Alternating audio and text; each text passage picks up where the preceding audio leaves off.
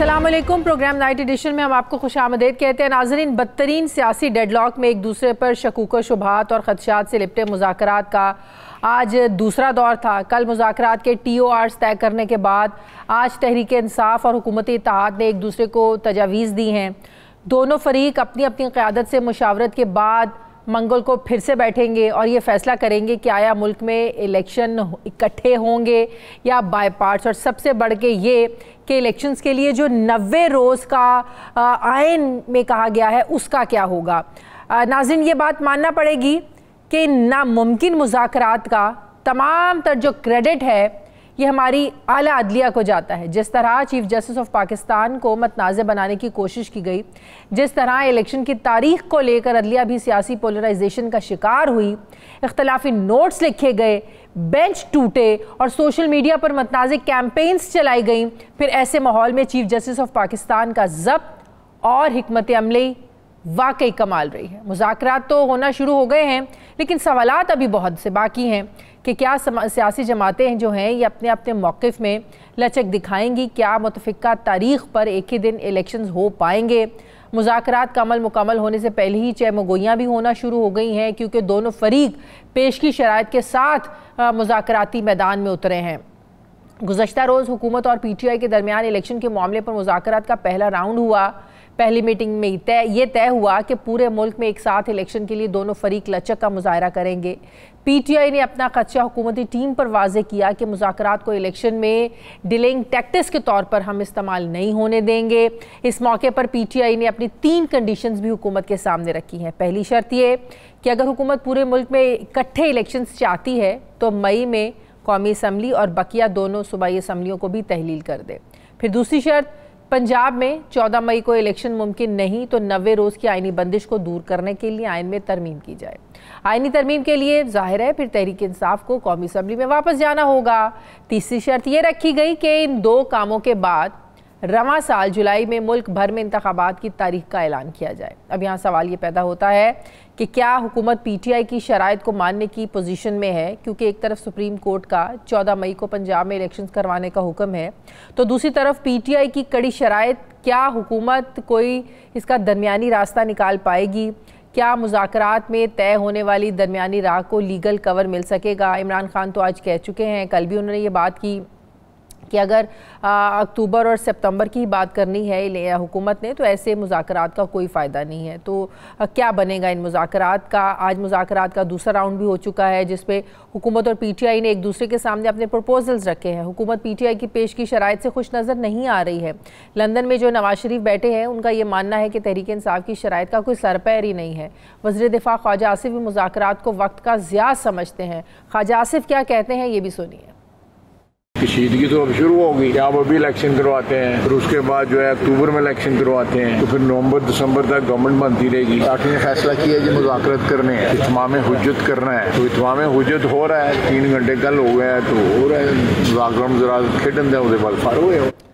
नाज़रीन, दूसरी तरफ इमरान खान भी मुज़ाकरात को अर्ली इलेक्शन से मशरूत कर चुके हैं कि अगर हुकूमत फिर सितंबर या अक्टूबर में इलेक्शन की बात करती है तो फिर कोई फ़ायदा नहीं। हुकूमत इकट्ठे इलेक्शन चाहती है तो असम्बलियाँ तहलील करे, जबकि असद उमर मुज़ाकरात से पहले गिरफ्तार कारकुनों की रिहाई का मुतालबा कर रहे हैं। इसी खदशे का इजहार आज फवाद चौधरी ने भी मुज़ाकरात के बाद मीडिया से गुफ्तगू में किया कि कारकुनों की पकड़ धकड़ जारी रहने से मुज़ाकरात का अमल सबूताज हो सकता है। वो कहते हैं कि वज़ीर कहते हैं हम नहीं करते, ये कोई और अगर कर रहा है तो मुज़ाकरात को सबूताज करने की कोशिश कर रहे हैं। क्या कह रहे हैं फवाद चौधरी, ये ज़रा सुनिए। मुज़ाकरात बड़े अच्छे माहौल में हुए हैं, लेकिन इसके साथ साथ ये जो गिरफ्तारियों का मामला है ये वो चीज़ है जो पूरे मुज़ाकरात के अमल को तबाह बर्बाद कर देगी। अब हुकूमती वज़रा जो हैं वो ये कहते हैं कि ये हम नहीं कर रहे, ये जो भी कर रहे हैं फिर वो मुज़ाकरात जो है वो उसको ख़राब करने की बात है और ज़िम्मेदारी बहरहाल हुकूमत के ऊपर ही आती है। अगर आप इस तरह से करेंगे तो फिर तो मुज़ाकरात का कोई फ़ायदा नहीं है। नाज़रीन, आज गिरफ्तार होने वाले 33 कारकुनों की रिहाई तो हो गई, लेकिन PTI रहनुमा अली अमीन गंडापुर समेत कारकुन बहुत से हैं जो अभी तक मुकदमात को भुगत रहे हैं। सवाल यहाँ ये पैदा होता है कि मुज़ाकराती टीम कैसे इन भारी कंडीशंस का बोझ सह पाएगी? क्या इलेक्शन से भागने वाली हुकूमत आसानी से पीटीआई की सारी बातें मान जाएगी, या पीटीआई को ज़्यादा लचक का मुजाहरा दिखाना पड़ेगा? क्योंकि इलेक्शन कमीशन ने सुप्रीम कोर्ट को बता दिया है कि दिन कम रह गए हैं, लेकिन हुकूमत ने पैसे दिए ना ही सिक्योरिटी। ऐसे हालात में इंतखाबात हो कैसे सकते हैं, जिस पर सुप्रीम कोर्ट ने वजारत ख़जाना से भी अब रिपोर्ट मांग ली है।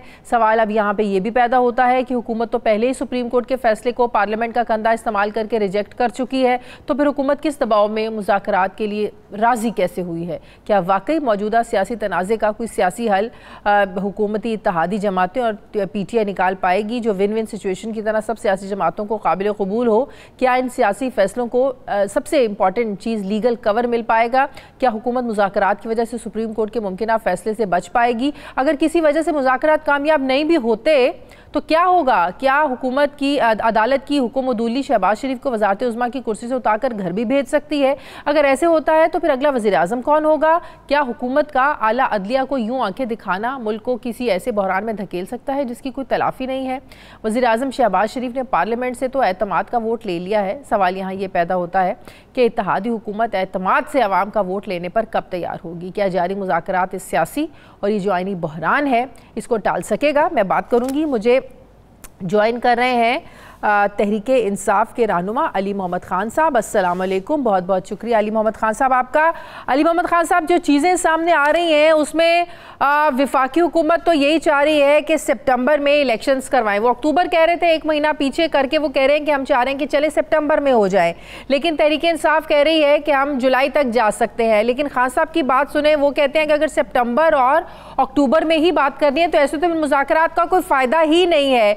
तो क्या आपको लगता है कोई दरमियानी रास्ता कोई ऐसा निकल सकता है जिससे तहरीके इंसाफ भी राजी हो जाए और हुकूमत भी? बहुत शुक्रिया। बिस्मिल्लाहिर्रहमानिर्रहीम। अल्लाहुम्मा सल्लि व सल्लिम व बारिक अला सय्यिदिना मोहम्मद व अला आलि मोहम्मद। सबसे पहले तो मुज़ाकरात के लिए ज़रूरी है कि आप कंडीसिव माहौल बनाएं। आज बगैर किसी वजह के इस्लामाबाद हाई कोर्ट के बार से बहुत से हमारे कारकुनों को उठाया गया। इसमें कुछ मेरे मर्दान के भी थे, वो तो रिलीज हो गए बाद में, लेकिन उसका जो एक तल्ख असर पड़ा आज के मुज़ाकरात पे भी पड़ा है। और दूसरा ये है कि जो अली अमीन गंडापुर साहब हैं, ठीक है उनके बाज़ बयानात से किसी को तकलीफ हुई होगी, लेकिन वो कोई ऐसा खुदा न खास्ता मुजरिम या मुलजिम नहीं है जिस पे आपने पूरे पाकिस्तान में पर्चों की भरमार कर दी है।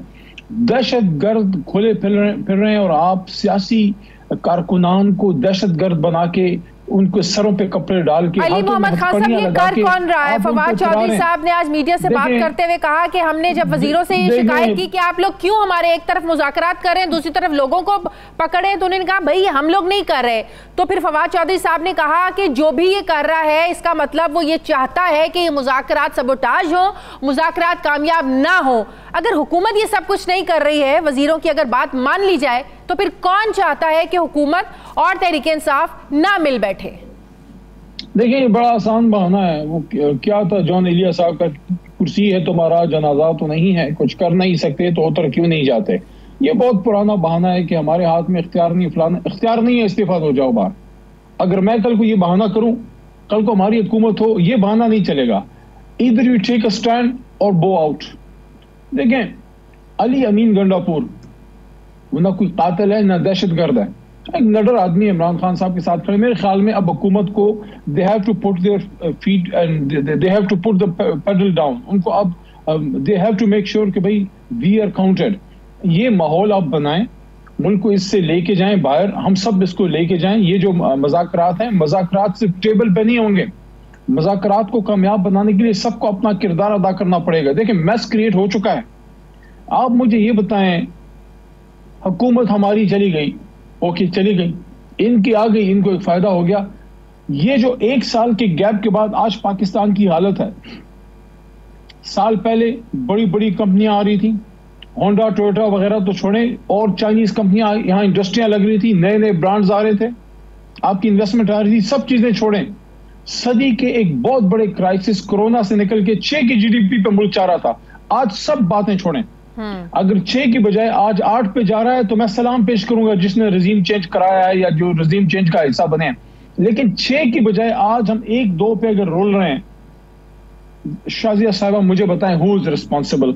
उसकी कीमत आप और आप जैसे बेशुमार जो है मिडिल क्लास के लोग जो हैं वो चुका रहे हैं। इस तजर्बे का नुकसान मेरी मुमलिकत को, मेरी रियासत को हुआ है। और एक और चीज, इस एक साल में इकॉनमी हमारी बैठ गई है, IMF की डील आपको मिली नहीं। अभी दवाइयों का भी मैंने सुना थोड़ी देर पहले, अल्लाह करे ये बात गलत हो, कि 60-70% दवाइयों की कीमतें मजीद बढ़ने जा रही हैं। महंगाई 3 गुना बढ़ गई है। और उसके साथ साथ ये जो माहौल हालात रहे हैं इसमें फासले पैदा हुए हैं। हमारी इस वक्त दहशतगर्दी के खिलाफ जंग है। इस वक्त आपको चाहिए कि हमारी कौम जो है वो इक्का करके अपनी इदारों के पीछे खड़ी हो। लेकिन अली मोहम्मद खान साहब, ये दोनों तरफ से कहीं बजट का रौला तो नहीं है कि बजट कौन पेश करेगा? आप हुकूमत इसलिए जल्दी इलेक्शंस नहीं करवा रही है, उनके हाथ से बजट निकल जाएगा, आप लोग आगे नहीं लेके जाना चाह रहे हैं कि बजट आगे हाथ से निकल जाए। क्या कहीं सबसे बड़ी वजह कहीं बजट तो नहीं है कि दोनों के हाथों से बजट निकलता हुआ नजर आ रहा है दोनों को? देखिए, मे भी वो भी रीजन हो, लेकिन ज़ाहिर है मेरे अपनी जमात है, मैंने अपनी जमात का मौक़िफ़ पेश करना है। देखिए, इस वक्त सबसे मेरी नज़र में मैं नाक़िस राय कभी नहीं देता। जिसकी नाक़िस राय हो वो अपनी राय अपने पास रखे। मैं वो बात करूंगा जो मुझे सही लगे। देखें, इस वक्त इससे ज्यादा अहम, 1 महीना ऊपर नीचे इलेक्शन से ज्यादा अहम यह है कि इलेक्शन ऐसे माहौल में हो कि अंधे को भी नजर आए कि भी इलेक्शन ठीक हुआ है। कि जिस तरह देखें, 5 से सालों पहले याह्या खान के बारे में आप बहुत बातें करें, वो आदमी में 2 चीजें थी। जनरल याह्या खान की बात कर रहा हूं, जिसके दौर में फिर पाकिस्तान 2 लख्त हुआ था। एक करप्ट नहीं था बंदा, दूसरा पाकिस्तान की तारीख का लोग कहते हैं सबसे ज्यादा नॉन कंट्रोवर्शियल इलेक्शन जो 71 का था वो उसने किया था, आजाद इलेक्शन किया था। आजाद इलेक्शन करें, ट्रांसपेरेंट इलेक्शन करें। शाजिया दिशान साहबा जिस बक्से में जो वोट डाले वो उसी के नाम के निकले, जिसकी पर्ची पे उसने डब्बा जिसमें जो है वो उसने किया हो कि भाई इसको वोट पड़े। दूसरी चीज मैं एक और भी आपको बात करना चाहता हूँ। देखें, लेकिन इसके साथ एक सवाल ले लेना, इसके साथ एक सवाल, आप साफ शफाफ इलेक्शन की आपने बात की, तो क्या इन मुज़ाकरात में ये भी तय होगा या आप लोग इस बात से पीछे हटने को तैयार हैं कि मौजूदा चीफ इलेक्शन कमीशन, जिनके बारे में बहुत सारी रिजर्वेशंस हैं आप लोगों की, खान साहब की, कि इनके नीचे ही आप लोग इलेक्शंस लड़ेंगे? क्या करेंगे आप लोग? इससे पीछे हटने को आप लोग तैयार हैं? क्योंकि आज भी आप लोगों का ये बहुत बड़ा कंसर्न है, साफ शफाफ इलेक्शन, जो बात आप अभी भी कर रहे हैं। तो मौजूदा चीफ इलेक्शन कमीशन के नीचे भी इलेक्शन लड़ने को तैयार हैं आप लोग? देखिए, मैं एक तजवीज़ यहाँ पे रख रहा हूँ, जो सियासी अकाबरीन है वो शायद उन तक भी पहुंचे। ज़ाहिर अपने लीडर को तो मैं कह सकता हूं, लेकिन एक नेशनल मीडिया पे ये 2-3 दिन का इसमें गैप आ रहा है। मंगल वाले दिन सुना मैंने अभी शाह महमूद कुरैशी साहब को कि मंगल वाले दिन ये इस पे बैठक हो रही है और हो सकता है वो आखिरी बैठक हो। मैं समझता हूं कि सियासतदान हमेशा बात करनी चाहिए, लेकिन डेट के लिए आप इसको लामतनाही नहीं खींच सकते।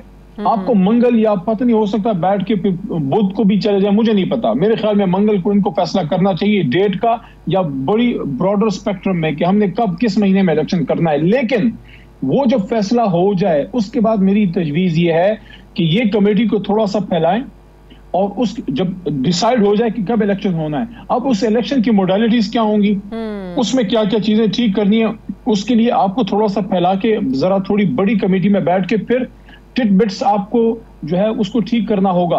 आपको स्क्रूज जो ढीले हैं उसको टाइट करना होगा। क्योंकि देखें, एक 18 के इलेक्शन हुआ, 14 के इलेक्शन हुआ, 14 पे जुडिशियल इंक्वायरी कमीशन बैठी, उसकी पूरी जो है रिपोर्ट हमारे सामने मौजूद है। हमारे इलेक्शन पे भी हो गया, और जो हमने इलेक्टोरल रिफॉर्म्स लेके आए, EVM लेके आए, जो हमने लॉज लेके आए, और ये लोग भी जो उनकी तजावीज हैं उस पे कम से कम 15-20 नुकात ऐसे हों कि उस पे सारा बैठ के कंसेंसस से कि एक बात हो जाए कि भाई इन नुकात, ये 15 या 20 नुकात हैं, ये अगर सारे ओके होते हैं, टिक होते हैं, इसके बाद कोई रोएगा नहीं, चीखेगा नहीं, चिल्लाएगा नहीं। सबने इंश्योर करना है कि भाई ये इलेक्शन हम ट्रांसपेरेंट करें। किस हवाले से ट्रांसपेरेंट करवाने के हवाले से मोडालिटीज तय होंगी कि अमला कौन होगा, कैसे इंतखाबात होंगे, इस हवाले से आप देखें। हाँ। ये सारी चीजें आप मंगल के दिन तो नहीं कर सकते ना। हाँ, मंगल के दिन जो मेन आपकी अभी बैठक होनी है उसमें तो आपने सिर्फ डेट या महीना डिसाइड करना है। हाँ। उसके बाद आपने बैठ के देखिए, बड़ा काम हुआ था पिछला जो दौर था मियां साहब का 13 से 18 में, उसमें हमारे आरिफ अलवी साहब, उसमें हमारे सदर ममलिकत साहब उसमें होते थे, बड़ा काम किया था उन्होंने। हमारे दौर में फिर मेरी पार्लियामेंट्री अफेयर्स के नीचे और सबको बैठा के इसमें उस दौर में भी हमारे उसमें भी बड़ा काम हुआ था। वो सारी चीजें देखें, अगर हमने स्टेट के एक्सपेंसेस यूज किए, मिनिस्टर साहिबान बैठे, इलेक्शन कमीशन के लोग आके बैठे, लॉ मिनिस्ट्री के लोग आके बैठे, नादरा के लोग आके बैठे, सब कुछ हुआ। और अगर ये सारी एक्सरसाइज के बाद उसका निचोड़ हम इस इलेक्शन में ना डाल सकें, तो स्टेट के एक्सपेंसेस, वो टाइम जो लगाया गया, सदर मुमलिकत ने अपने नीचे बैठ के मीटिंग्स करवाई सबसे बड़े ऑफिस ने, और उसका निचोड़ हम इसमें ना डाल सकें। और एक और भी चीज देखें, नून लीग रोती रही कि हमारे साथ ज्यादती हुई है, हमारे साथ तो हमेशा होती रही है। तो इसका मतलब क्या है? इसका मतलब यह है कि ट्रांसपेरेंट इलेक्शन, आम एमएनए की मैं लीडरशिप की बात नहीं कर रहा, हो सकता है बड़े लेवल पे इन लोगों को सूट ना करता हो किसी को कि आजाद इलेक्शन हो, लोअर लेवल पे जो आम एमएनए है, मेरी तरह का आम एमएनए एमपी अगर है, उसको तो सूट करता है कि ट्रांसपेरेंट इलेक्शन हो, क्योंकि जो अवाम में जाएगा, जो अवाम में काम करेगा, उसको सूट करता है कि अवाम अगर उसको वोट करे तो वो वोट उसके नाम का निकले।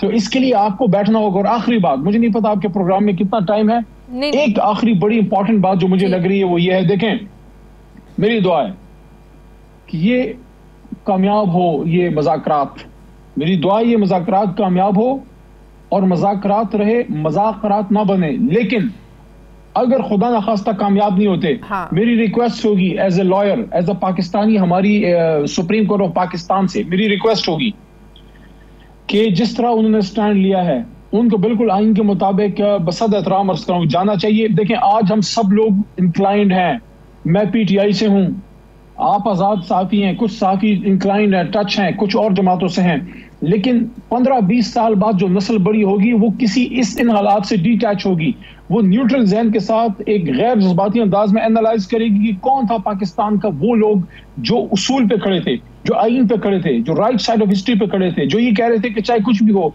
Late justice be done even if the heaven falls. तो 50-60 साल बाद आप विंडिकेट होंगे, आइन में, तारीख में आप विंडिकेट होंगे। अली मोहम्मद खान साहब, इसमें कोई शक नहीं है। 190 के तहत आप पाकिस्तान के हर इदारे को सुप्रीम कोर्ट के साथ खड़ा होना, जिस जो खड़ा नहीं होगा वो आइन में विलेफाई होगा। पॉजिटिव आइन पे ये अली मोहम्मद खान, ये जो आपने मौका दिया है सियासतदानों को, सियासतदान उससे फायदा उठाएं, पॉजिटिव जेस्चर है। करें। अगर नहीं करते तो फिर आइन law should take its course ना, फिर तो देयर इज नो ऑप्शन, फिर तो सुप्रीम कोर्ट जो फैसला देगी फिर तो वो मानना पड़ेगा। फिर अगर आप अल्लाह करे मुज़ाकरात कामयाब हो जाए, बहुत अच्छा जेस्चर है। कब से इमरान खान भी कह रहे थे कि मुज़ाकरात करें, इलेक्शंस पे करें, कभी उधर से डिले होता था, कभी इधर से डिले होता था, लेकिन अब अगर चलें कोर्ट के कहने पे बैठे, बहुत अच्छा जेस्चर है। लेकिन अगर नहीं होते तो उसके बाद खौफ क्या है? फिर तो सुप्रीम कोर्ट ने अपना फैसला सुनाना है, फिर तो सीधा सीधा जो नहीं मानेगा तौहीन अदालत लगेगी, और तौहीन अदालत लगने के बाद भी इलेक्शन तो फिर होने ही होने हैं, फिर देयर इज नो ऑप्शन। तो फिर खौफ तो आप लोगों को नहीं होना चाहिए अगर मुज़ाकरात कामयाब नहीं भी होते। देखिए, मैं आपको एक और बात भी बताऊं, election he is the only option.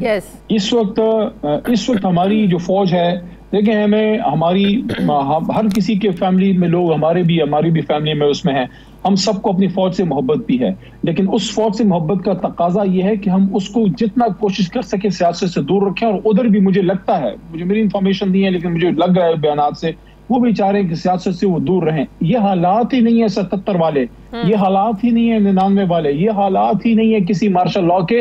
उनको खुद इसका एहसास है कि सबसे बड़ा नुकसान पाक फौज का ये होगा कि आप उसको इन चीजों में लेके आए। तो ये तो बात ही साइड पर रखें, कोई मार्शल लॉ इमरजेंसी की बात नहीं है। बात सिर्फ इतनी है कि हमने अगर बैठ के इंसानों की तरह, मैच्योर लोगों की तरह, सियासतदानों ने आपको कोई सोल्यूशन दे दिया तो उसके बाद लोगों का एतमाद बहाल होगा कि भाई ये सियासतदान भी अगर बैठे तो कोई काम कर सकते हैं। अदरवाइज तो law will take its course. आइन मौजूद है, सुप्रीम कोर्ट मौजूद है, whatever be the cost, आइन के मुताबिक पर आपको जाना है। अक्टूबर से तो आगे एक दिन जाने का सवाल पैदा नहीं होता। मेरी एक और थोड़ी सी कंफ्यूजन है, मुझे बताएं ना, एक चीज में कंफ्यूजन है। खान साहब का जो एक मौक़िफ़ है कि सितंबर और अक्टूबर में अगर इलेक्शंस की बात करनी है तो ऐसे मुज़ाकरात का कोई फायदा नहीं है, तो इसका मतलब ये है कि जो आप लोगों की टीम मेंबर्स फवाद चौधरी साहब हैं, शाह महमूद कुरैशी साहब हैं, ये लोग जो बातचीत कर रहे हैं, ये खान साहब ने उनको फिर इसका मतलब फ्री हैंड तो नहीं दिया। इसका मतलब तो ये हुआ कि जो भी मुज़ाकरात हो रहे हैं वो सितंबर अक्टूबर से पहले इलेक्शंस करवाने के हवाले से ही हो रहे हैं, या ये हम ये समझें कि मुज़ाकरात के अंदर सही मतलब कि एक दूसरे के साथ एग्री कर रहे हैं, बातें हो रही हैं, लेकिन बाहर जब आते हैं तो सख्त स्टांस जो है वो एक खास एक स्ट्रेटजी के तहत लिया जा रहा है। देखें, बहरहाल जो कमेटीज हैं तो उसमें शाह महमूद कुरैशी साहब हमारे वाइस चेयरमैन हैं, लेकिन उन्होंने लीडर की लाइन को किसी न किसी लेवल पे टो करना होता है। इसी तरह वहाँ पे ख्वाजा साद रफीक साहब है, लेकिन उन्होंने अल्टीमेट जो उनके सुप्रीम लीडर हैं मियां नवाज शरीफ साहब, उन्होंने उनकी लाइन जाहिर लेनी है। और वहाँ पे जो पीपल पार्टी के हैं तो उन्होंने जाके जरदारी साहब का वो तो एक लेवल से आगे तो आप नहीं जा सकते, लेकिन ऐसा भी नहीं है, सीनियर लोग हैं, उनके पास ठीक ठाक आज़ादी है अपना वो काम करने की, तो ऐसा नहीं है ये कोई पपेट्स नहीं है, उनके पास ठीक ठाक एक अथॉरिटी मौजूद है, उसमें फैसले कर सकते हैं। और ये भी मैं आपको बताऊं, इस लेवल पे लीडरशिप आपको एक लाइन दे देती है, इनको खदशात होते हैं, उन्होंने तो मुल्क में सियासत करनी है, तो लेकिन जब आप एक अच्छा सोल्यूशन लेके आ जाते हैं तो लीडर ऐसे नहीं होते कि लीडर को खुदा ना खास्ता फिरौन है, वो अच्छी बात को एक्सेप्ट नहीं कर रहे। हमारी तरफ तो ऐसा है, खान साहब एक्सेप्ट नहीं करते हैं अगर उनको लगता है कि भाई ठीक है एक समरा मिल रहा है और एक अच्छी सोल्यूशन की तरफ जा रहे हैं। दूसरी चीज देखें, अगर अक्टूबर की इलेक्शन डेट जो हुकूमत की है अगर उसको आप मानते हैं तो उससे 2 महीने पीछे जाएं, क्योंकि 60 दिन आपने केयर टेकर को देना, 2 महीने पीछे जाएंगे तो आपके पास आता है 8 अगस्त का डेट। तो आपने तो अल्टीमेटली इस हुकूमत से आप इनको ये चीज रजीम चेंज वालों ने जरा बाद में दिया है, इनकी ख्वाहिशात उनके जो हैं वो क्या कहते हैं कि हजारों की ख्वाहिशें जो है वो पूरी होने का इसमें टाइम इनके पास कम है, क्योंकि आपके पास तो ये 2-2.5 महीने का कुशन है। 1 साल में जो शहबाज साहब नहीं कर सके, जो उनके भाई 40 साल में नहीं कर सके, जो पीपल्स पार्टी 45 साल में नहीं कर सकी, वो 2.5 महीने में उन्होंने क्या करना है। केसेस आपने माफ कर दिए, आपने करप्शन के केसेस राइट ऑफ कर दिए हैं, सहूलत आपने ले ली है, मजे आपने कर लिए हैं, झंडे आपने एंजॉय कर लिए हैं, मेजॉरिटी पार्टी को बाहर बैठा के 80 सीटों वाली जमात से आपने हुकूमत तबाह करके देख ली है। इकॉनमी एक चीज हो गई कि हमने ये तजर्बा कर लिया कि जो चीफ मिनिस्टर मटेरियल है उसको कभी वजीर आजम की कुर्सी पे ना बैठाएं, मुल्क के साथ तजर्बे ना करें, तो सब कुछ हो गया है। 2-2.5 महीनों की गेम है सारी। मेरे ख्याल में अल्टीमेटली उनको अगस्त में किसी डेट पे एग्री करना होगा। अगस्त से आगे मेरा नहीं ख्याल खान साहब भी तैयार होंगे। आज भी खान साहब ने हाई कोर्ट में बात की है, हमारे दोनों सीनियर जो दोस्त हैं उनके साथ, शाह साहब भी थे उसमें, वो भी थे, अपना फौज चोई साहब भी थे, जो जाहिर है उन्होंने उनको डायरेक्शन दी है और उस डायरेक्शन पे कुरैशी साहब जा रहे हैं। और मेरे ख्याल में कुरैशी साहब चूंकि सारा पार्लियामेंट के सिस्टम को मेरे ख्याल में हम में से बहुत से लोगों को बेहतर समझते हैं। जो मिनिस्ट्री मेरे पास अभी थी वो आज से 25-30 साल पहले शाह साहब चला चुके हैं, तो मेरे ख्याल में ही नोज द टिडबिट्स। अब बात सिर्फ इतनी मुझे लग रही है कि क्या हमने एक डेट पे, देखें एक डेट की ख्वाहिश किसकी है, हमारी नहीं है, जिनकी है उनको थोड़ी कुर्बानी देनी होगी। हमें तो सूट करता है अगर पंजाब का 14 मई को होता है या 20-25 मई को होता है, वो आपको सूट करता है, आप लोग जीत जाते हैं, हमें अपॉर्चुनिटी क्या है, हम सिर्फ मिला के काम करेंगे, जरदारी साहब की खबर लेंगे, हमें तो वो सूट करता है, हमें दोनों सूट करते हैं। एक डेट पे करते हैं बहुत अच्छे, अगर दूसरा करते हैं नूर अल्लाह नूर। जिसके पास अवाम है उसको किस चीज का डर है, जिसके पास अवाम नहीं है वो इधर उधर भाग रहे हैं। बहुत बहुत शुक्रिया अली मोहम्मद खान साहब आपका, तहरीक इंसाफ के रहनुमा, बहुत बढ़िया। मुझे ब्रेक लेनी है नाज़रीन, वापस आते हैं वक्फे के बाद।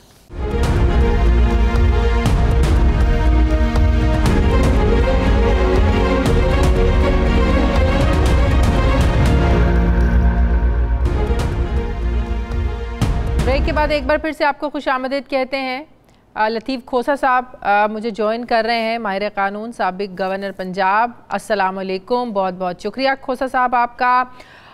खोसा साहब आप इतनी ब्लंट और न्यूट्रल राय देते हैं कि आपको भी इसका खमियाजा तो भुगतना पड़ता है। पाकिस्तान पीपल्स पार्टी के अंदर से आप पर बड़ी तनकीद होती है, एतजाज़ अहसन साहब पर इतनी ज़्यादा आप लोगों पर तनकीद होती है।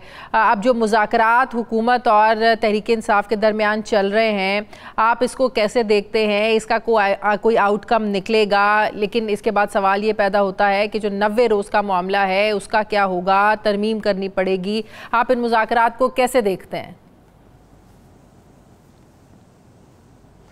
देखिए, पहली बात तो ये है कि ना तो किसी मुज़ाकरात के ज़रिए और ना ही किसी बाहमी समझौते के ज़रिए आइन को जो है की पामाली की जा सकती है। मैं तो कम अज़ कम बाहैसियत एक कानून के तालिब इल्म के, एक आइन के मुहाफ़िज़ के, हमने हल्फ जब हम वकालत का पेशा जो है हम ज्वाइन करते हैं तो हमारे कोड ऑफ कॉन्डक्ट में है कि कोई चीज़ मावराए आइन जो है अगर हो तो हमारा एहतजाज करना भी फ़र्ज़ है और फिर हमारा हक है कि हम उसके ख़िलाफ़ आवाज़ भी बुलंद करें और अपने तई जो हो सकता है करें। सो इसलिए आइन की खिलाफ वर्जी तो आप किसी राज़ीनामे के ज़रिए भी नहीं कर सकते। मतलब क्या आप समझते हैं कि लीगल कवर नहीं दिया जा सकता अगर इनमें कोई आपस में बात बन भी जाती है? वाहिदा है पाकिस्तान के अवाम का, और रियासत को ये जो है एक यानी प्रो के उसने एक इत्तेहाद और इल्हाक बना के, और ममलिकत खुदाजाद पाकिस्तान का वजूद इसी से मुंसलिक है, आइन से। सो आइन से मावरा तो कोई काम जो है ये बस सीधा राजीनामा। मेरी आवाज आ रही है आपको? अब आइन के अंदर रहते हुए बहुत खुशाइंद बात है, और बहुत पहले इनको ये करना चाहिए था अमल कि ये आइन की खिलाफ वर्जी न होती। आइन की खिलाफ वर्जी पहले ही हो चुकी है। अब दो जो आपके सूबे हैं, यानी 2/3 पाकिस्तान, पंजाब और खैबर पख्तूनख्वा में इस वक्त कोई हुकूमत नहीं है। इस वक्त कोई आइन की जो है मुताबिक ना तो मामलात उस दो सूबों के चल रहे हैं, यानी पाकिस्तान का 2/3 जो इलाका, रकबा और अवाम है वो डिसफंक्शनल है कॉन्स्टिट्यूशनली। तो साहब मुझे ये बताइएगा कि क्या फिर ये अब जो निगरान हुकूमतें हैं ये हम इन्हें गैर आइनी समझे, आप गैर आइनी समझते हैं? क्योंकि एतजाज एहसन साहब ने कहा था कि 90 रोज के बाद एक दिन भी इन हुकूमतों के रहने का कोई जवाज नहीं बनता है, तो ये गैर आइनी तौर पर भी ये सारे मामलात चला रही हैं।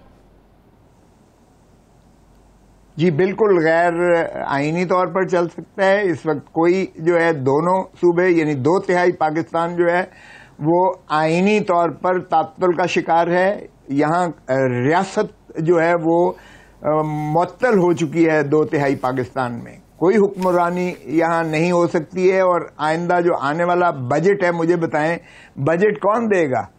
यही तो सवाल है, यही तो रौला है कि किसने देना है।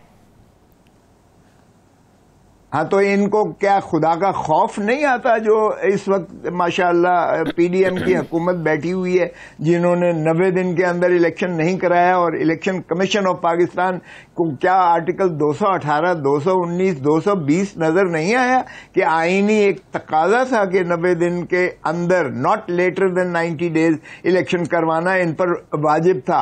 चाहे हाई कोर्ट आए बीच में, चाहे सुप्रीम कोर्ट आए बीच में, चाहे ना आए, इलेक्शन कमीशन ऑफ पाकिस्तान का काम था कि जब असेंबलियां तहलील हुई जनवरी में। खोसा साहब देखें, सुप्रीम कोर्ट का काम ही आइन की तशरीह करना है। सुप्रीम कोर्ट जो है वो आइन को प्रोटेक्ट करती है।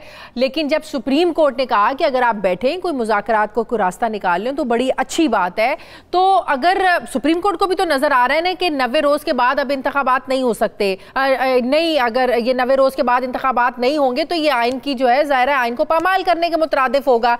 लेकिन अगर सुप्रीम कोर्ट ही मुज़ाकरात के लिए कह रही है और अगर दोनों फ्रीकैन मिलकर बैठकर किसी रास्ते की तरफ को तलाश कर लेते हैं और उसको लीगल कवर दे देते हैं, तो आप ये कह रहे हैं कि उस लीगल कवर की कोई अहमियत नहीं होगी? तो सुप्रीम कोर्ट को नजर नहीं आ रहा क्या ये? शादिया बिल्कुल कोई अहमियत नहीं है। अगर कोई चीज आइन से मावरा, आप फ्रीकैन जो है बसीगा राजीनामा भी आइन से मावरा कोई कदम करेंगी तो उसकी कोई आईनी, तो फिर सुप्रीम कोर्ट को मुज़ाकरात के लिए बोलना ही नहीं चाहिए था। सुप्रीम कोर्ट को फिर तो तौहीनी अदालत अगले दिन लग जानी चाहिए थी ना। फिर अगर इन चीजों का कोई रास्ता नहीं है कि आइन से खिलवाड़ हो ही नहीं सकता, किसी सूरत में कोई रास्ता निकल नहीं सकता, तो फिर सुप्रीम कोर्ट ने मुज़ाकरात की बात क्यों करी? आपको किसने कहा है? सुप्रीम कोर्ट ने कहा है हमारा 14 मई का जो है इलेक्शन। और देखिए 14 मई का इलेक्शन का भी जो तारीख दी वो भी सुप्रीम कोर्ट ने बाअमर मजबूरी दी थी। ये भी नजरिया जरूरत के ताबे दी थी, जिसे हमने बरसों पहले दफन किया था। नजरिया जरूरत के तहत ही सारे मार्शल लॉ लगते रहे इस मुल्क में। आइन को जितनी मर्तबा तोड़ा गया, चाहे वो ज़ियाउल हक ने तोड़ा, चाहे वो जनरल मुशर्रफ ने तोड़ा, नजरिया जरूरत ही के ताबे उन्होंने किया। तो खुदारा हमने दफन किया था नजरिया जरूरत को, बहुत पहले दफन किया था 17 जजेस ने बैठकर। अब फिर नजरिया जरूरत को हम उजागर करके हम हीले बहानों के साथ जो है आइन से खिलवाड़ करने जा रहे हैं। सुप्रीम कोर्ट ने कह दिया था। और 30 जो आपको याद होगा अप्रैल की जो तारीख थी इलेक्शन की रखी थी इलेक्शन कमीशन ऑफ पाकिस्तान ने सुप्रीम कोर्ट के हुक्म के ताबे सदर पाकिस्तान से करके 30 अप्रैल को, उसमें भी फिर इलेक्शन कमीशन तसाहल का शिकार हुआ और जब दोबारा पिटीशंस गई तो 15 दिन का जो इन्होंने ज़िया था सुप्रीम कोर्ट ने उसी को जो है रीएडजस्ट करके जो है 14 मई का दिया था और कहा मिनिमल पॉसिबल जो है अगर मुमकिन ना हो, चूंकि शेड्यूल में वो 45 के 50 दिन होते हैं वो देने पड़ते हैं इलेक्शन कमीशन को। आपको आवाज आ रही है? जी बिल्कुल आ रही है, बिल्कुल आ रही है। आपको लगता है कि ये अब जो हुकूमत है, इत्तेहादी जमातें हैं, डिलेइंग टैक्टिक्स अब इसको एज ए टूल इस्तेमाल करेंगी मुज़ाकरात को, कि हम तो मुज़ाकरात कर रहे हैं और 14 मई की डेट भी ऐसे निकल जाएगी? एक तो शाजिया ये जो पिटीशन है ये जो सुप्रीम कोर्ट ने दिया है, ये सुप्रीम कोर्ट ने पंजाब के इलेक्शंस के बारे में तो हतमी दे दी राय। उन्होंने कहा हमारा ऑर्डर स्टैंड करता है, आर्टिकल 189 और 190 में सब पर वाजिब और लाजिम है कि आप करें। आज ये इलेक्शन कमीशन ने रिपोर्ट भी सबमिट की है कि पैसे हमें नहीं मिले, 21 अरब जो देना था। आज सुप्रीम कोर्ट में रजिस्ट्रार ने वजारत खजाना को नोटिस भी जारी कर दिया है, तो वो तो खैर चल रहा है अपनी जगह पर। लेकिन अगर कुलियतन ये जो एक फैसला हो जाता है तो एक तात्तुल की शिकार खत्म होता है, मरकजी हुकूमत भी जो है वो तहलील कर दी जाती है और सिंध और बलोचिस्तान भी, और एक इलेक्शन जो है आईन के दायरे के अंदर होता है। तो इस पर फरीकैन राजीनामा अगर कर लेते हैं, राजी हो जाते हैं, तो ये खुशाइन बात है, खुशाइन बात है। लेकिन इसका मतलब ये नहीं है कि पंजाब और खैबर पख्तूनख्वा के इलेक्शंस भी इनको जो है फिर आगे ले जाए। देखें, लेकिन तहरीक इंसाफ भी इसमें लचक दिखा रही है ना, तो फिर तहरीक इंसाफ भी इसमें सारे कसूरवार नहीं, कोई लचक नहीं है। नहीं अगर तहरीक इंसाफ को भी मुजम्मत करेंगे हम, अगर तहरीक इंसाफ को भी मुजम्मत करेंगे हम बतौर वकील के, अगर वो भी आइन से मावरा करती है, लचक वचक कोई नहीं होती है। जहां आइन की मैंडेट है वहां लचक का सवाल ही पैदा नहीं होता है। लचक अगर इस तरह से दिखाना शुरू कर दें तो फिर तो हर चीज, फिर तो मजाक ही बन जाएगा आइन, फिर आइन की कोई अफादियत नहीं है। माफ तो ये जो असेंबलियों को दोबारा बहाल करने की बात कर रहे हैं इन पंजाब और केपीके में, इससे क्या नहीं हो ही नहीं सकता। अच्छा, नहीं हो सकता, हो ही नहीं सकती। शाजिया ये किसने, ये प्रोपेगेंडा है, ये किसने है? मैंने तो खुद सुना है, अभी आपके स्टिकर्स चल रहे हैं दूसरे चैनल्स पर कि जो पीटीआई के चेयरमैन के, उसके तो टिकट चल रहे हैं कि ये किसी कीमत पर जो है हम 14 मई से आगे नहीं कबूल करेंगे। तो और समझ में नहीं आ रही ना फिर मुज़ाकरात किस चीज पे हो रहे हैं, और अगर 14 मई के बाद इंतखाबात के लिए चेयरमैन इमरान खान राजी नहीं हो रहे, फिर मुज़ाकरात किस चीज पे हो रहे हैं? नहीं, सबसे पहले तो आइन से मावरा कोई कदम पीटीआई करेगी या कोई करेगा, हम और वकील के इसकी मजम्मत करते हैं और मुखालफत भी करेंगे। देखें, आइन से खिलवाड़ ना करें, खुदा रहा, आइन से खिलवाड़ करके फिर आप मार्शल लॉ लगाते हैं, फिर आपका जो है हीले बहाने की कोई इंतहा नहीं होती है। और फिर एक दफा आपने ब्रीच किया, एक दफा ब्रीच किया तो फिर उसका कोई जो है एंड नहीं होगा, कोई इख्तिताम नहीं होगा और कोई उसकी लिमिट नहीं होगी। मुझे बात बताएं खोसा साहब, पीपल्स पार्टी तो जमहूरी जमात, आइन के साथ, आइन का साथ देने वाली, आइन की मुहाफिज जमात कहलवाई जाती थी, वो आज भी यही कहते हैं। लेकिन ये पीपल्स पार्टी को क्या हुआ? आपको नहीं समझते आपके पीपल्स पार्टी को स्टैंड लेना चाहिए था इस पे? पीपल्स पार्टी को अगर हुकूमत भी छोड़नी पड़ती तो उन्हें छोड़ देनी चाहिए थी, लेकिन आइन को प्रोटेक्ट करना चाहिए था। क्या आपने इसी पीपल्स पार्टी को ज्वाइन किया था? नहीं, मैं पीपल्स पार्टी हूं।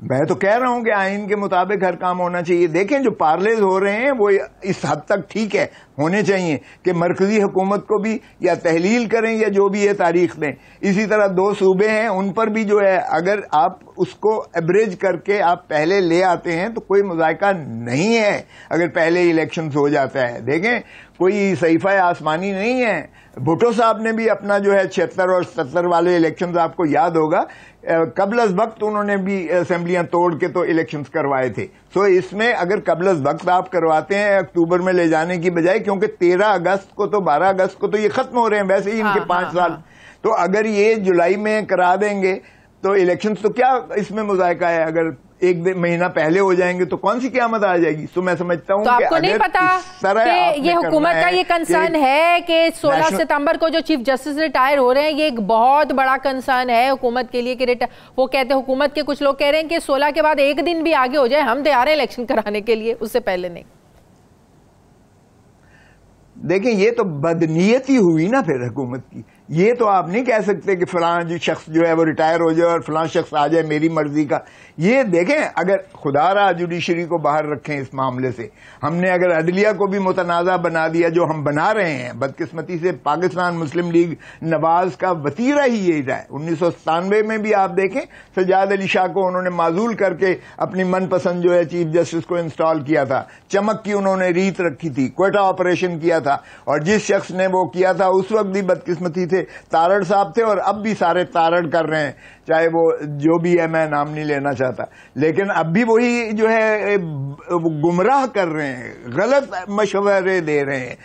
मेरी पार्टी को भी गलत मशवरा वो शख्स दे रहा है जो भुट्टो, बेनजीर भुट्टो के कातलों का वकील है।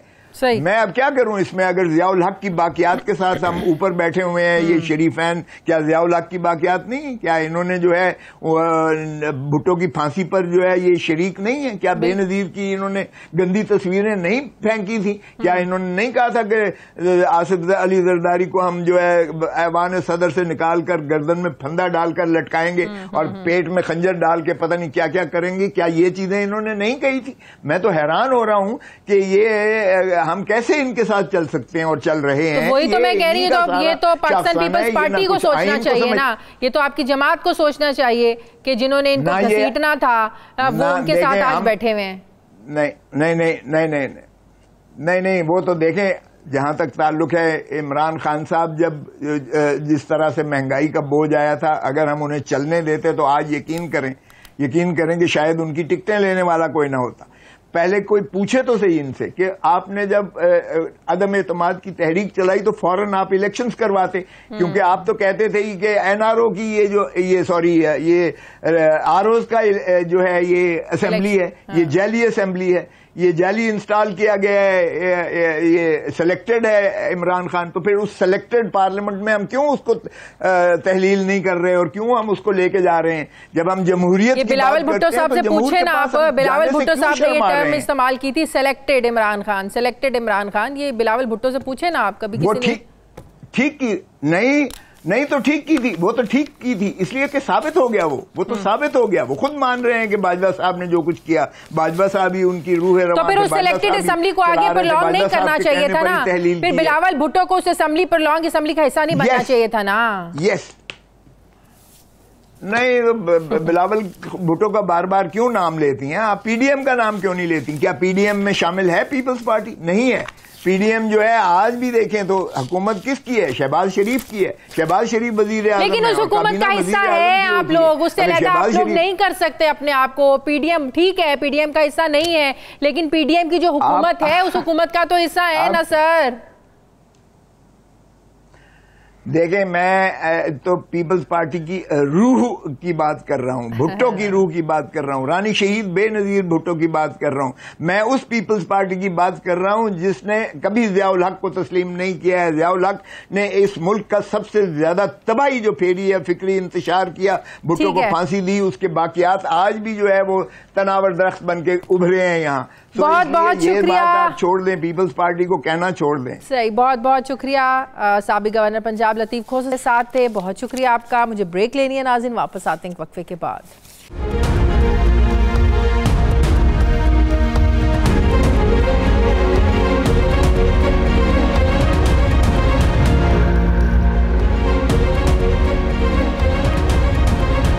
ब्रेक के बाद एक बार फिर से आपको खुशामदीद कहते हैं। सीनियर सहाफ़ी तज्ज़ियाकार साबिर शाकिर साहब मुझे ज्वाइन करें। अस्सलाम वालेकुम, बहुत बहुत शुक्रिया साबिर साहब आपका। साबिर, सबकी नज़रें लगी हैं हुकूमत इत्तेहादी और तहरीक इंसाफ के दरमियान जो मुज़ाकरात हो रहे हैं। आज मुज़ाकरात का दूसरा दौर था।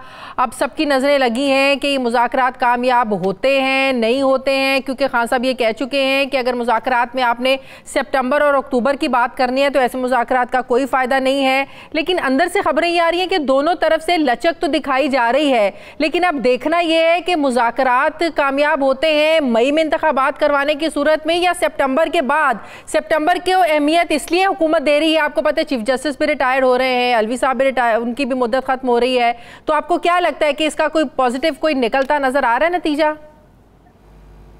अभी तो शुरुआत है और गवर्नमेंट की ये कोशिश है कि वो किसी भी तरीके से इसको यूज करे एक डिलेइंग टैक्टिक्स के तौर पे, क्योंकि सुप्रीम कोर्ट में 14 मई का जो इलेक्शन, सुप्रीम कोर्ट का ऑर्डर है, 14 मई को पंजाब का इलेक्शन है और उसमें सुप्रीम कोर्ट अपना रिकॉर्ड भी मंगवा रही है, इलेक्शन कमीशन से मंगवा चुकी है, वजारत खजाना से मंगवाना है और वहां पे भी एक पॉज है और दरमियान में छुट्टियां भी आ गई हैं, मंडे की भी छुट्टी आपको मालूम है गई, तो ये 4-5 दिनों में उधर भी रिकॉर्ड इकट्ठा हो रहा है और गवर्नमेंट की ये कोशिश होगी कि किसी भी तरीके से ये 14 मई की जो डेडलाइन है वो गुजर जाए और तासुर ये दिया जाए कि चूंकि इधर मुज़ाकरात शुरू हो रहे हैं इसलिए अब जरा सुप्रीम कोर्ट की तरफ से थोड़ा सा सॉफ्ट कॉर्नर का उन्हें कहा जाएगा। और ये फिलहाल पहला स्टेप है तौहीन अदालत से बचने के लिए। जी बिल्कुल, ये तौहीन अदालत से बचने के लिए, क्योंकि ये बड़ा फिट केस है तौहीन अदालत का, इसमें कोई किसी को शुबा नहीं होना चाहिए। न सिर्फ वजारत खजाना इसमें बराह रास्त और प्राइम मिनिस्टर दो जो है, खासतौर पे आज से वजारत खजाना से जो रिपोर्ट तलब की है सुप्रीम कोर्ट ने, उससे अंदाजा हो जाता है कि सुप्रीम कोर्ट का इस वक्त मूड क्या है, क्योंकि वो तो अपने ऑर्डर से पीछे हटने वाले नहीं है। और साथ ही जो कल रिमार्क्स आए थे, चीफ जस्टिस साहब ने बड़ा कैटेगोरिकली कह दिया था कि हमारा कोई हुक्म नहीं है मुज़ाकरात का, मुज़ाकरात करें, वायलेंट कोड अवाम की अवाम के मुताबिक करें, लेकिन आइन के अंदर रह के करें और अगर हो जाते हैं आपकी कामयाब तो बहुत अच्छी बात है, वरना हाँ ऑर्डर भी मौजूद है और जो होना है वो तो फिर होगा ही। ये एक मैसेज था जिसकी वजह से ये आनन फानन मुज़ाकरात तो शुरू हो गए, लेकिन अभी जो मेरे पास इत्तलात हैं आगे जाके ये मुज़ाकरात जो है वो मजीद क्रूशल हो जाएंगे। 14 मई की डेडलाइन अगर इन्होंने कर दी, क्योंकि मंगल तक ये चला गया, 2 तारीख तक तो ये मामला चला गया है और 2 मई को ही सुप्रीम कोर्ट कोई नोटिस भी इशू करेगी उसी पंजाब के इलेक्शन के मामले में कि आए और आके बताएं। इन चैम्बर हो सकता है इन चैम्बर किसी को भी ना बुलाना पड़े और वो नोटिस इशू कर दे मुताल्लिक जिम्मेदार लोगों को कि आए और आके बताएं, गवर्नर स्टेट बैंक को, सेक्रेटरी खजाना को, वजीर खजाना को और वजीर आजम को। इसलिए नेक्स्ट वीक साबिर, आपको लगता है कि बजट भी एक बहुत बड़ी रीजन है कि हुकूमत चाहती है कि हम ही बजट पेश करें, इसीलिए ये 14 मई को भी नहीं करवाना चाह रहे election? That's a big reason. देखें, अब 14 मई का तो वो तो एक चैप्टर अलग है। अगर गवर्नमेंट ये समझ रही है ना कि वो 14 मई वाले ऑर्डर से बच जाएगी, वो मुझे नजर नहीं आ रहा किसी भी सूरत में कि वो 14 मई के हुक्म से बच पाएगी, क्योंकि अगर इनके दरमियान मुज़ाकरात कामयाब ना हुए और इन्होंने कोई तारीख ना दी, एक कट ऑफ डेट ना आई, तो फिर 14 मई ना सही वो एक हफ्ता और आगे हो जाएगा। फिर तो सुप्रीम कोर्ट ऑर्डर देगा, फिर तो सुप्रीम के पास कोई ऑप्शन नहीं होगी सुप्रीम कोर्ट के ऑर्डर से बचने के लिए, और फिर तौहीनी अदालत भी लगेगी और फिर इलेक्शंस भी होंगे, फिर दोनों तरफ से नुकसान होगा। जी बिल्कुल, पंजाब का इलेक्शन तो होगा। इसमें कोई किसी को गो के चेंबर में जाके भी बहुत कुछ बताया गया, जजेस को प्रेशराइज भी बहुत किया जा रहा है, धमकाया भी बहुत जा रहा है, ब्लैकमेल भी बहुत किया जा रहा है, लेकिन सुप्रीम कोर्ट का मैंने आज तक कोई ऐसा हुक्म नहीं देखा अपनी तकरीबन ये 23 साल कैरियर में जो सुप्रीम कोर्ट में मैं रिपोर्टिंग करता हूँ, कवरेज करता हूँ, मैंने कोई हुक्म नहीं देखा कि जो इम्प्लीमेंट ना हुआ हो। इम्प्लीमेंट भी हुआ, सजाएं भी हुई। उसमें हमारा यूसुफ गिलानी साहब की बहुत बड़ी मिसाल है। जी हाँ, वो बिल्कुल हमारे सामने मौजूद है कि उसमें प्राइम मिनिस्टर भी की छुट्टी हुई, इसके बावजूद वो खत लिखना पड़ा था राजा परवेज अशरफ साहब को भी आके। अब भी ये उसी तरह का ये मॉडल जो है वो जरदारी साहब ने पेश किया है कि हम एक शहबाज शरीफ साहब की कुर्बानी दे देते हैं, क्योंकि प्राइम मिनिस्टर वो बन गए हैं, 1 साल वो वजीर आजम भी रह चुके हैं, तो उनकी कुर्बानी दे देते हैं और फिर अगला वजीर आजम वो कहते हैं कि बिलावल आ जाए तो कोई हरज नहीं है, तो फिर अगले 2-3 महीने वो पूरे कर लेंगे। तो इस दौरान ये सारी चीजें जो हैं वो होती रहेंगी। तो अंदर खाने बहुत कुछ चल रहा है, इसलिए बहुत अच्छी यकदम ये टेंशन भी खत्म हो गई, कशीदगी भी खत्म हो गई, बातचीत भी शुरू हो गई। ये मुझे नहीं नजर आ रही इसमें कोई लेकिन तहरीक इंसाफ ये कह रही है ना कि एक तरफ आप मुज़ाकरात कर रहे हैं, दूसरी तरफ हमारे लोगों को भी पकड़ रहे हैं, लेकिन जब हुकूमत के लोगों से पूछें तो वो कह रहे हैं कि हमारा इससे कोई ताल्लुक नहीं है। तो फिर कौन है जो वो नहीं चाहता कि मुज़ाकरात हुकूमत और तहरीक इंसाफ के कामयाब हों? ये इन खदशात का इज़हार फवाद चौधरी ने भी किया है कि कोई तो है जो चाहता है कि मुज़ाकरात सबोटाज हो। देखिए, मुज़ाकरात स्पॉयलर्स जो है ना वो बाहर बैठे हैं। ये बात आप शादी आपको भी मालूम कि स्पॉयलर्स बाहर बैठे हैं, मौलाना फजलुर रहमान साहब की सूरत में और मरियम साहिबा की सूरत में। आपने देखा कि वो लोग गिरफ्तारियां करवा रहे हैं। गिरफ्तारियां कौन करवा रहा है? असेंबली के अंदर आप देखें कि लड़ाई हो चुकी है दो वजीरों के दरमियान। वो दो वजीरों के दरमियान लड़ाई नहीं थी, जावेद लतीफ साहब और मुर्तजा जावेद अब्बासी के दरमियान लड़ाई नहीं थी। वो लड़ाई थी मरियम साहिबा और शहबाज शरीफ साहब की सोच के दरमियान की वो लड़ाई। और उसमें उन्होंने कहा भी कि भाई पहले तो हुकूमत हिसाब दे, ये नंबर 1 इख्तिदार क्यों लिया और दूसरा मुज़ाकरात क्यों शुरू कर रहे हैं। ये जावेद लतीफ साहब ने बाकायदा तौर पे फ्लोर ऑफ द हाउस का है। तो अंदर भी काफी खिचड़ी पक रही है हुकूमत इत्तेहाद के अंदर भी। तो बहुत सारी चीजें हैं, अभी शुरुआत है और आगे जाके जो एक और अहम मुतालबा आने लगा है हुक्मरान इत्तेहाद की तरफ से, वो आएगा या आ चुका है या आ जाएगा, वो है नवाज शरीफ साहब की डिस्क्वालिफिकेशन का खात्मा। और वो वहां पे आके इनका डेडलॉक होगा, वहां पे ब्रस्ट होगा, बड़ा सारा चलेगा, जिसकी वजह से ये मामला खराब होंगे। क्योंकि अदलिया की तरफ से तो कोई चांस नहीं है कि नवाज शरीफ साहब की डिस्क्वालिफिकेशन सुप्रीम कोर्ट तो फिर क्या करेंगे? वापस ले।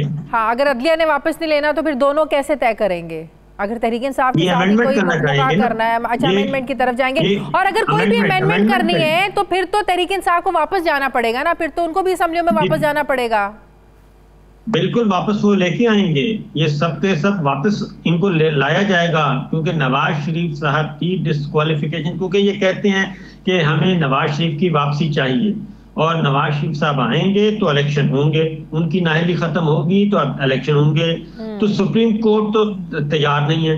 वो एक ही तरीका रह जाता है कि ये डिलेइंग टैक्टिक्स यूज करते करते वो ले जाएं चीफ जस्टिस उमर बंदयाल साहब की रिटायरमेंट की तारीख तक, 16 सितंबर तक, और फिर उसके बाद इलेक्शन हो तो फिर नई लीडरशिप जो है। एक और चीज बताएं, अगर तहरीक इंसाफ असेंबली में वापस जाती है फिर तो अपोजिशन लीडर का भी रौला पड़ेगा, ये चीज सूट करेगी हुकूमत को? हाँ, फिर वो तो देखे ना, वो एक एग्रीमेंट के तहत ही जाएंगे ना सारे। फिर तो एक अमेंडमेंट बाकायदा, सिर्फ एक अमेंडमेंट नहीं ना होगी, क्योंकि पंजाब का जो इलेक्शन है इसको भी तो कवर देना है ना। अगर ये जो डिले हो रहा है, वरना इसको अगर इसी वक्त कवर दे दिया तो हो गया। अदरवाइज अगर ये कवर भी, लीगल कवर भी नहीं इसको नहीं होता और फिर इलेक्शन भी नहीं करवाती गवर्नमेंट, तो आने वाली गवर्नमेंट तो सबके उसके लिए तो हॉट केक होगा ना, सारों को फंसाने के लिए। तो इसलिए ये अंडरस्टैंडिंग से ही वापस आएंगे। पीटीआई वापस आएगी तो अंडरस्टैंडिंग से आएगी, लीडर ऑफ अपोजिशन भी उनका होगा, क्योंकि मरियम साहिबा की और नवाज शरीफ साहब की एक ही प्राइम टारगेट है और वो है उनकी डिस्क्वालिफिकेशन खत्म हो और वो पाकिस्तान में एक इनोसेंट शहरी के तौर पे लैंड करें। वो या तो सुप्रीम कोर्ट या तो इस और अगर ऐसी कोई डील होती है तो ये तहरीक इंसाफ के मौकिफ को बहुत बड़ा धचका होगा, तहरीक इंसाफ के वोटर सपोर्टर के लिए बहुत बड़ा धचका होगा। जाहिर है सुप्रीम कोर्ट तो डिस्क्वालिफिकेशन वापस नहीं लेगी, और अगर अंदर खाते इनके बीच में कोई डील होती है तो आपको नहीं लगता है कि तहरीक इंसाफ के वोट बैंक को मुतासिर करेगी? ये चीज नेगेटिव होगा तहरीक इंसाफ के लिए। मेरा ख्याल है इमरान खान साहब भी नहीं मानेंगे। हाँ। और जो मुझे लग रहा है, क्योंकि वो इस तरह की बात नहीं मानेंगे। वो फिर इलेक्शन वो कहेंगे ठीक है आप इलेक्शन अक्टूबर में करवाएं, नवंबर में करवाएं, जब भी करवाएं, सिर्फ वो पंजाब के इलेक्शन पे आ जाएंगे। पंजाब इलेक्शन अगर वो ले लेते हैं तो उनकी तो विन विन पोजीशन है, क्योंकि उनकी पोजीशन बड़ी स्ट्रांग है कि पंजाब के इलेक्शन होने चाहिए। अगर पंजाब असेंबली का इलेक्शन हो जाता है तो फिर तो उनको कोई मसला नहीं है, अक्टूबर में हो नवंबर में हो फिर इशू नहीं रह जाएगा। हाँ। दूसरा जो इनके पास ऑप्शन है अमेंडमेंट, अगर ये मुज़ाकरात नाकाम होते हैं, लेकिन इस मुज़ाकरात नाकामी के दौरान इनको टाइम मिल जाता है, टाइम गेन कर लेती है गवर्नमेंट, तो फिर यही काम वो करवाएंगे। 9 सितंबर को ईवान सदर खाली हो जाएगा और 16 सितंबर को चीफ जस्टिस बंदयाल साहब करे जाएंगे। फिर यही काम वो नवाज शरीफ वाला करवाएंगे, वाया प्रेसिडेंसी पार्डन देंगे और जो कुछ भी उन्होंने करना होगा और फिर सुप्रीम कोर्ट से भी उनको रिलीफ मिल जाएगा, जैसे कि इफ्तिखार चौधरी साहब ने तकरीबन 3-4 साल की वेव ऑफ कर दिया था, उनका जो टाइम बार्ड वो था। ठीक है, बहुत शुक्रिया। सीनियर सहाफ़ी तज्ज़ियाकार साबिर शाकिर मेरे साथ थे। नाज़रीन, हमारे प्रोग्राम का वक्त खत्म हो गया। फीडबैक ज़रूर दें, अपना ख्याल रखें, मुझे इजाज़त दें, अल्लाह हाफ़िज़।